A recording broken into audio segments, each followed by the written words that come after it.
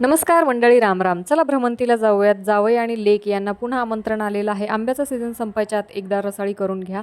तर बाबा आता पुण्याचे हापूस म्हटल्यावर निघावंच लागेल आणि जे माझे नखरे उचलतो तो माणूस माझ्या बॅगासुद्धा उचलतो. तर बरं वाटतं. आणि तुम्ही म्हणाल, मग काय तुम्ही कॅमेरा घेऊन बसलात? तर कारभारीसुद्धा ओरडायला लागले, बाई तू कुठेतरी मोबाईल ठेवत जा, सारखी काढून का अशी उभी राहते?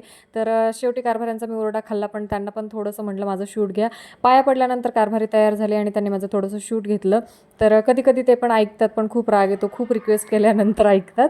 तर आता मला कार म्हणा, ट्रॅव्हल्स म्हणा, कुठेही मला उलट्या होतच असतात. कारभारी शेवटी म्हणायला लागले, "तू चालत-चालत ये, मी जातो ट्रॅव्हल्सने. तू कुठेही उलटी करशील आणि ट्रॅव्हल्स थांबवशील तर मी अजिबात ऐकणार नाही." आणि हसत-खेळत आमचा प्रवास सुरू झालेला आहे. आम्ही ते नांदेड सोडलं आणि आता थोडे पुढे आल्यानंतर 12 वाजता ट्रॅव्हल्स जेवणासाठी थांबते. तर तिथे आम्ही थांबलोत आणि सकाळी 6 वाजता बंधू-राजेंना उठायचा फारच कंटाळा येतो. मग बाबा आले घ्यायला. बाबा पुढे-पुढे आणि आम्ही रिक्षातून मागे चाललो होतो. चला तुम्ही सबस्क्राईब करा. टाटा.